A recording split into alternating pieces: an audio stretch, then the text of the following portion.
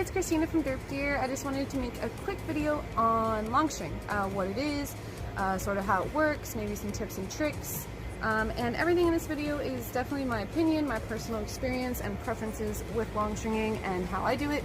There is no one right way to do anything, so if you have another way of spinning longstring, please share with us. I'd love to hear it and learn from you.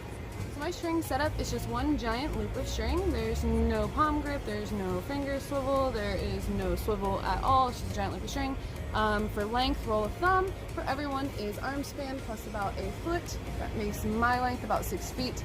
But my biggest tip is to choose a string length, feel it out, figure out what you like, and then stick with it and practice with that, because you're really going to want to learn how long your string is, because you want to know, for example, how many wraps you can do around your body, how many wraps you can do around your neck before the wand smacks you in the face or hits your body or whatever. You just really want to practice with one string length and stick with it for a while so you can get really used to it and comfortable with it.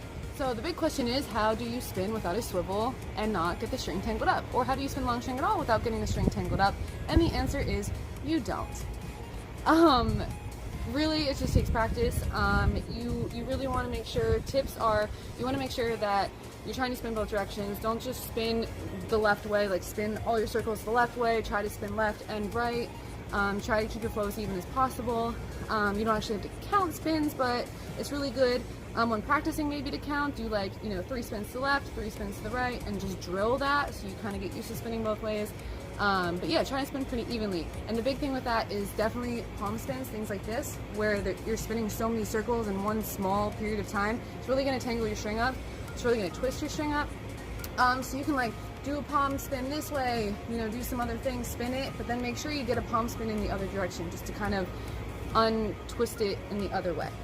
So try to spin evenly as possible when you're practicing, and you'll get used to that. The other thing is, don't be afraid to stop your flow session, take your string off, reset it up, untangle, and then put it back on and start. Especially when you're learning, it's really good to keep resetting until you're used to not tangling it up as much, because the more tangled up it's going to get, the harder it's going to be to take your knots out later, and also it can kind of throw off the balance.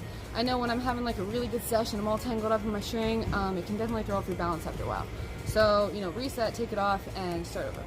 So the other beginner question would be, how do I flow with this giant loop of string? There's no finger loop on it, there's no palm grip, whatever. So there are things called anchors, and you are going to learn to anchor this loop of string to your body in different ways. My preferences are what is called a shoulder anchor or a hand anchor. I think hand anchor is the easiest to learn. There's also something called a neck anchor. It's very similar to shoulder. I don't use it for reasons that are explained in the anchor tutorials, so you should watch the anchor tutorials first so you can learn them. They're also in my IGTV.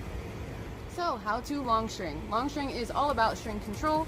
It is learning how to lengthen and shorten string during flow so you're able to achieve all the moves you want to do. You can do contact moves, you can do short string, little techie moves, ISOs, whatever. You can do all the different moves, short and long, but it's all about learning string control. And string control really depends on the anchor you're choosing, and also really diving in and learning what are called body wraps. So one last little thing I have to say that I think confuses beginners is short string wands versus long string wands is not actually referring to the wand itself. Any wand can be a long string wand. Day wand, a contact wand, an LED wand, it doesn't matter what wand it is. If it's a short string, you can turn it into a long string very easily. All you have to do is cut the string off, restring it, and tie a knot. I have a tutorial on that if you want to try it. You don't have to go out and buy a whole new wand just to try long string. Just restring it up and you're set.